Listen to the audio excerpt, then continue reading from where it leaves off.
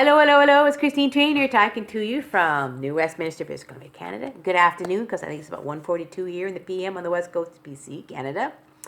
It's the third day of February, the third day of the second month of the new decade. I just wanted to put that in. And today, of course, is my daily thoughts. And of course, my topic today is motivation. Now, what would I want to talk about today? I'm going to talk about fear. Why am I going to talk about fear is because it seems to be a subject that seems to be daunting me lately, and I'm learning to understand and to gather the courage more each day to have less fear in my life, less fear in my brain, because I noticed sometimes I'm making mistakes lately and doing some stupid things in my life that have caused me a lot of fear and anxiety.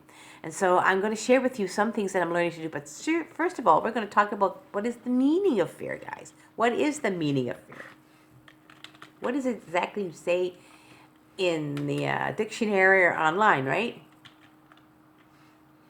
And I tell you, it's a lot of interesting stuff. This one says an unpleasant emotion caused by the belief that someone or something is dangerous, likely to cause pain or a threat. Or the one that's, what is the true meaning of fear here?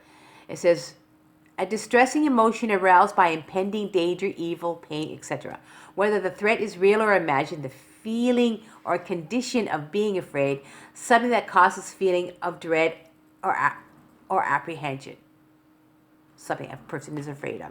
And I could say that some of us live in a comfort zone in our life that they don't want fear in our life. So sometimes you don't like to come out of your comfort zone. It could be everyone in your life. But I'm going to give you examples of fears that happened in my life and how I've overcome them, and I'm learning to overcome it on a daily basis now that I'm nearly 60. But the first real fear I actually had in my life was when I was just 11 years old, and I was in grade 6.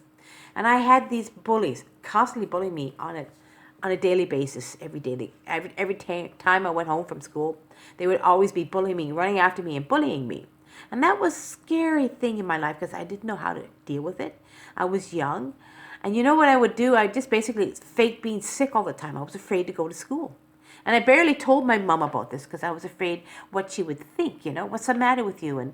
And so sadly, long story short, I ended up failing grade 6 and repeated it next year. And I was fortunate to know that these two bullies I don't know if they went off to another school or they went to the next grade, but they weren't a part of my life after that. I was able to live my life much better. And I thought that was a lesson at such a young age to learn that I should have faced up to these bullies and understood that they may have issues of their own life and they're just lashing out on somebody like me, because I was a plus size little 11-year-old. I was quite overweight and I was having some issues in my life even at that young age. But I made a mistake and I backed away and I let fear engulf me at that young age. Now the second time I really had a fear was when I gave birth to my son Stephen, who's now 36, of course. It was when my dad and I brought him home back in 1983. I was young, I was 23. And he was crying off and on. I was scared. I told my dad, I'm scared. What do I do? I mean, he's crying so much. How do I deal with it? My dad took my son in his arms and held him. And my son quieted down. He said, do not be afraid of this little angel you have. He is your son. You are there to take care of him. He's only a little newborn. He doesn't know any better but crying if he's hungry, crying if he needs attention. That's all. Crying if he needs to have his diaper changed, It's you crying. It's your job as a new mom to look after him. Do not be afraid of him. And so I understood the advice of my dad, and I stopped being afraid. I started taking care of my son, and to this day he's 36 years old, a growing young man in his life. And through all those years of his life, I've been there for him. I've loved him. I care for him. I stayed strong for him each day. And I stopped being fearful when I first had him because I realized my dad was correct. I have my son in my life to love and care for. Now that I say he's 36, he lives his own life, he has a job, he's living his life on his own terms. And I'm there for him, helping him get through his life, become more courageous and strong. So see, those are the two incidents in my life that fear set in. The first one, I was very young and was still learning. The second one, my father gave me true wonderful advice. Until this day, he does. When I have some things that are very strong fears in my life, I always come and talk to him, and he helps me quite a bit to deal with it. Now that I'm almost 60, though, I'm dealing with my own fears on my own terms. And the last strong fear I had to do was 18 months ago when I decided to take a leap of faith in my life and try something new, and that was work online. Because so many years I stayed within my comfort zone. I didn't want to try anything new. I stayed at the same kind of work. I went from job to job to job, not really growing as well as I wanted to. Until finally I took the leap of faith, gathered the courage inside myself and said, I've got to try something new. I got to just do it. Whatever happens, happens. Just go ahead and do it. And so I did. I sold up $3,000 worth of jewelry, sold it, paid a couple of little bills, set the money inside and started. And it's been 17, 18 months now. And I've had a lot of fears and anxiety. I made a lot of mistakes. I've gone through some failures. But I've carried on with such courage and I stayed strong. It can be still a day of I have many fears. The only way I'm dealing with the fears now is I'm taking deep breaths. Really, sometimes I'll wake up in the day and if I have this fear engulf me sometimes, I will just sit quietly with my back and just take deep breaths and have calm and courage. I actually reach out to friends when my fear sets in. I'm actually learning to understand some courage, some beautiful, they're right here. I went online today because I was thinking about the root chakra could be a little bit out of line, and I saw these beautiful affirmations.